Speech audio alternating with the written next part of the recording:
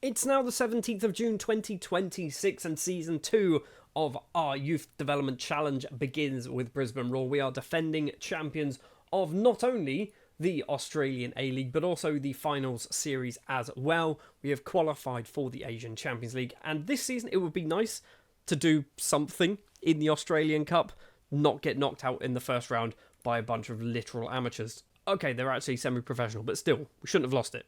What with this being Season 2, it does mean that we now have to play 2 players who have come through our youth intakes in the last 3 seasons. They will be locked into our starting 11. Just to remind you, basically we need to play 1 player in Season 1, 2 players in Season 2, 3 in Season 3, 4 in Season 4, 5 in Season 5 and beyond. So we need to hopefully just keep getting good players. If we have a couple of really bad youth intakes, like 2 or 3 in a row, we're going to really struggle to field 5 players who are actually eligible and actually good enough to play for us. Being Season 2, we do need to lock in our second player who has come through our youth intake in the last 3 seasons. So we'll do that probably after the end of the transfer window. But these are the options. We also have Shelford Lugo, who I don't believe I mentioned last season. He was someone I just kind of saw went, actually, he's not bad. Maybe Lugo could be the one to get some game time. So Mason and Lugo, Mason and Petrovic, Mason and Pizza might be. Mason's definitely keeping his place because he's been very, very good. Lugo might be the man to step up. It is obviously a transfer window. We've got absolutely no money to spend, but we've got a little bit more of a wage budget this time around as opposed to last season, which I think was about 25 grand. So it's gone up by about £13,000 a week, which is a decent sum of money as long as we can find the right players to play there. Anyway, then, let's jump forward to the end of the first transfer window, see what business we have done, and I'll show you what player will be breaking into the starting 11 for Season 2. 3 players have joined over the summer, all of them on free transfers. First up is Rafael Leai, who is a Solomon Islander international, signed on a free transfer after he left Adelaide City. He's come in for kind of more depth, okay? That's all we've really done here for Leai. I can't see too much sort of future for him. I did have him, I believe, like a year or so ago, maybe even longer than that ago, when FM24 came out with Reading, and he was kind of okay with Reading in League One. Probably should be fine for Brisbane Roar in the A-League, I think. We've also signed Lakil Samuel, probably not his name at all, from Manchester City on a free transfer. Actually played 4 times for them. He's a 20-year-old central defender, obviously English, under-20 international, signed on a free, played 4 Premier League games last season. He's come in as obviously one of our 5 foreign players that we're allowed to bring in. I think he's just very good. I feel like him and Calzagno in central defence is definitely going to shore up that defence, which is what we kind of want to be doing. We want to be scoring lots of goals and not conceding. That's the worst description of how you should play football, but also the most obvious description as well. And we've also signed Diego Carreño, who is a 24 years old Chilean goalkeeper signed from O'Higgins on a free transfer. I wanted another goalkeeper to join the club. Carreño, I think, he's alright. He's not amazing. He's 24. He's still got a bit of time to develop if he is going to develop. He's joined on a free. Probably won't see a huge amount of him. There is also a big list of players here who have left on free transfer. So Hingert, Acton, Nikolowski, Geyer and Gorel have all left after basically Hingert retired, but everyone else got released because basically we just weren't going to play them anymore. So then, the youth players that we're going to be locking in for Season 2. Jack Mason will be keeping his place, leading the line, now 18 years old. He's got 1 under-20 cap and 1 under-20 goal to his name, so he will keep his place up front. And we'll be playing Gianni Pizzamiglione, a 17-year-old Australian centre-back and left-back and defensive midfielder. He will be our second youth player that we'll be playing. And we will actually be playing him as a left-back, whilst that is not his natural position, because we have Samuel and because we have Calzagno, I think that's his name. Pizza is going to be our left-back. Yes, I am going to refer to him as Pizza all the time, because Pizza Miglio is quite a long name, and I'm English and can't really pronounce things too well. Right, Editing Stuart here. I've just realised that Pizza isn't a youth player that's come through the Brisbane Roar intakes. And I don't know how I've not seen this, that he came from Gold Coast Knights. The problem is, I'm already way in the future when it comes to playing this save, and he gets locked in up until the end of Season 6. I can only apologise, because I'm a clown. Sorry. If you look at the quantity of players that we have in our squad, it is quite sizable at the moment, so we might need to make sure that we try and get rid of some players in the summer, or I say summer, in January actually is when we need to try and do that, because obviously that's when transfer windows open. We've got some players that we could get rid of. We've got a lot of defence midfielders. Some of them maybe we need to start looking to move on because of their age. We've got some attacking midfielders. We've got a lot of attacking midfielders who probably we don't need as many as we've actually got. But anyway, let's jump forward then to the start of January where the transfer window will open. We will also have our youth intake, so we'll take a look at some of those players as well. On the 6th of January, Carreño is no longer at the club. In fact, he was at the club for a total of about 3 days because basically we couldn't register him. We had too many foreign players and Carreño was not able to be registered. I said in Season 1 that we are going to get tripped up by some of the registration rules. It's happened after 1 season. In Season 2, we've ballsed up. We've spent money on signing on fees and things like that for Carreño, and he just can't be registered, so he's just left the club. I didn't even release him. He just got released because he wasn't in the 25-man or 23-man squad that we have to register.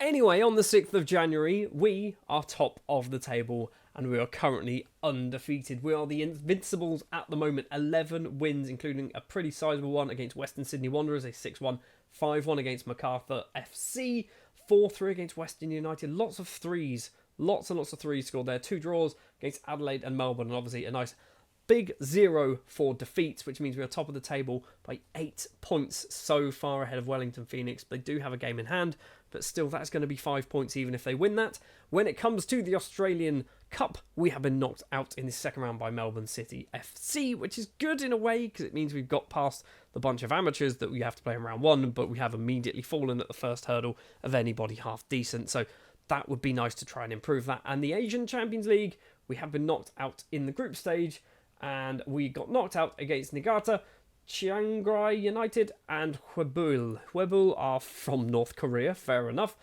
Who else we got? Chiang Rai United are from Thailand, and Niigata are from Japan. So, did we do... I mean, we weren't too bad. We picked up 8 points.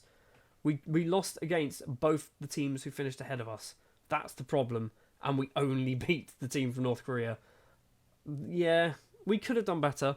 The fact that we got there is fine. I'm kind of okay with that. So for the youth intake for this season, we've got a few players. A couple that I've actually starred. Probably want to have a look at some of the other ones as well. So Matty Barker, who is English, is our top player that has come through our youth intake. 2-star current ability, 4.5-star potential. He is 16 years of age. He is English, but he is also Australian. So he does count as being homegrown, which is good. He's not a foreigner. I'm not too impressed by all those downwards arrows, but I feel like that just kind of doesn't really mean a huge amount at the moment. He might be one getting some game time next season. You never know. The other one that I have starred is Jared Hayes, 16 years old, central defender. Could be left back, could be a right back, although at 6'4" and with 6 heading. He's got 15 jumping reach, but 6 heading. He's definitely a centre back, isn't he? He's not going to be a full back or, in particular, an attacking wing back, which is the role that we play either side. So Hayes, I think there could be something there. Certainly could be something there. We've also got Luke Quinn, who's not a very good goalkeeper, but could be good. Paul Flannery, who looks like a reasonable striker. 15 finishing is good. 14 heading is actually not terrible either. Miroslav Blazovic, I quite like him. Problem is, I feel like he's not an attacking midfielder. I feel like he's more of a central midfielder, which is a role, or a position, that we just don't play. He could be good, but I just don't think he's going to fit our system. Let's have a look at Paul Radford as well, who's okay at the moment, apparently, but he's only got 3-star potential. So a couple of decent-ish options. Matty Barker, probably the standout player for this season. Maybe next year he is one of those people who gets locked into the starting 11. Speaking of players who have been locked into the starting 11, Pizza has played a total of 7 matches. No, he hasn't. He's played 14. He's played 7 in the league, 2 in the Cup, and 5 in the Champions League. So he's played a fair bit, but I believe he has picked up somewhat of an injury. In fact, has he picked up 2 injuries? He has. He's picked up 3 injuries. He's had food poisoning, a bruised shin, and a broken wrist. So he's missed a fair amount of football playing in that left back, but that's fine. He's still developing. He's okay. He's not really a particularly good left back either. After I mentioned about the previous guy who wasn't going to work well in our system, Pizza doesn't really work well either, but he's doing all right. Somebody who's doing a little bit better than all right is Jack Mason. He has now got 21 starts and 11 goals this season, 27 league goals and 42 league appearances. Still no Australia caps, not even getting called up to the national side. Only 1 under-20 cap as well, so he's not even kind of picked up any more of those. He is 4-star current ability, however, so I feel like he shouldn't need to be picked anymore. He's probably our best striker. We've also got, I want to take a look at Cal Sagno. Now that he's returned from his injury, he is getting some game time. Seems like he is one of our best central defenders, and I'm assuming it is Samuel who's playing alongside him. Yeah, looks like it. He's got 20 appearances as well. Goals, Stroik is the top scorer this time around at the moment, with 12 goals scored. Lawrence has 7. Kadiri also has 7. We've got Waddingham on 5. We've also got Zabala as a right back on 5 as well, with 15 assists. So out of the Australian Cup and out of the Asian Champions League, but we are still very, very comfortably sat top of the table. We are going to go forward and see whether we're going to spend any of this £191,000. Probably not, because we can't really buy much for £191,000, but we're going to see what we do through the January transfer window. One player has joined on a free transfer, and that is Lautaro Molinas, a 20-year-old Argentine right winger. I've brought him in because I feel like Kadiri, I believe he's now 31, might be on his way out, so we need ourselves a better right winger. Molinas is certainly a better right winger. He has come in basically to fill that role. I don't think we've lost anybody else. We've lost Kadiri, haven't we? Of course we've lost Kadiri.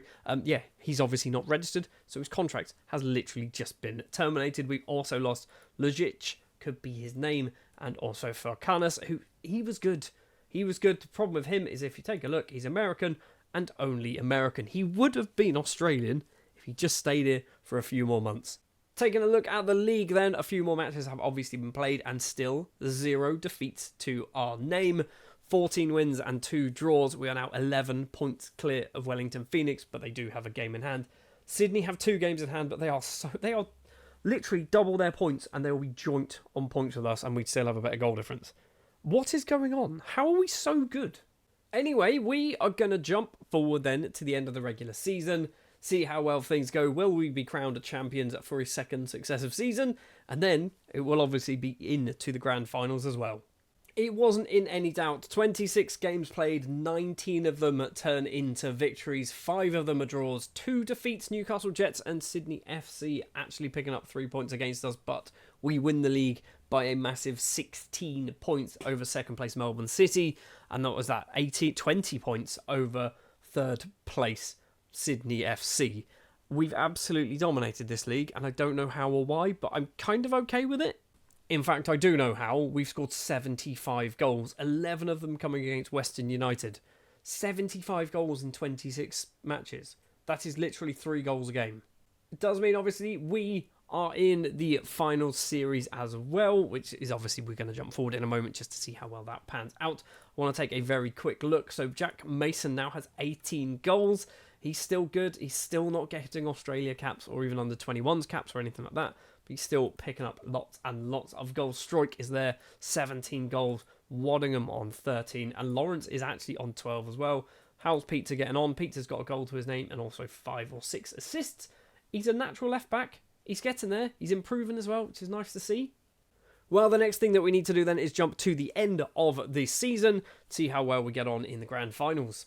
So Sydney FC and Newcastle Jets go through the elimination round, beating Melbourne Victory and Wellington Phoenix into the semi-finals. We beat Sydney FC 5-3 on aggregate, actually drawing the first match 3-3. Newcastle Jets get knocked out by Melbourne City FC, the team that I believe knocked us out of the Australian Cup. So in the final, what does that mean?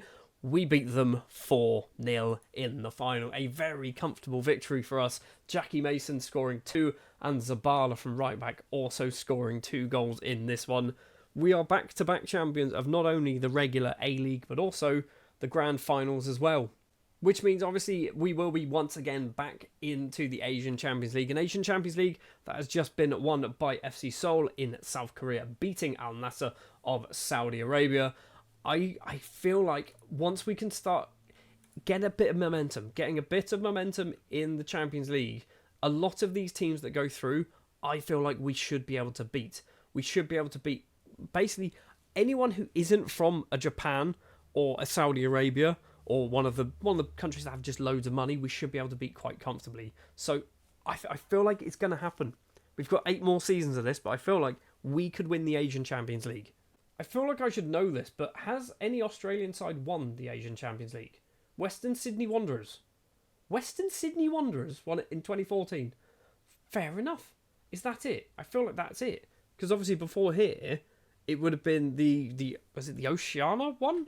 Yeah, so the Oceania Champions League, which is weirdly Henderson Eels from the Solomon Islands is getting to the final, is just going to be won by teams from New Zealand.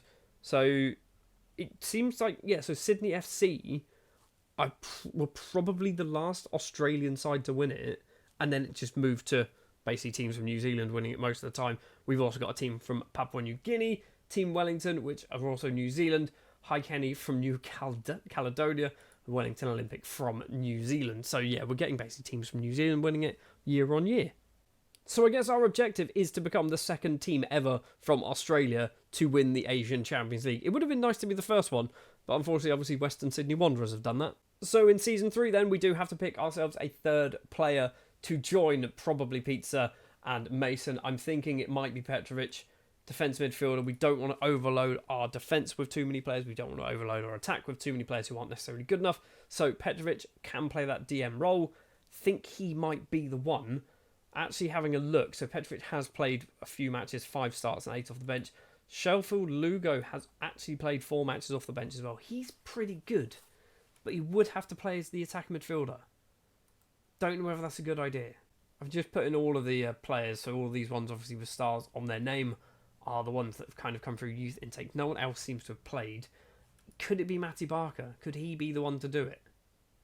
He is 2.5-star current ability. We've got Jared Hayes as well, 2-star current ability. Might not quite be good enough. Ethan Johnson as well, 2-star current ability. Might not be good enough at the moment. We will have to wait and see until next season.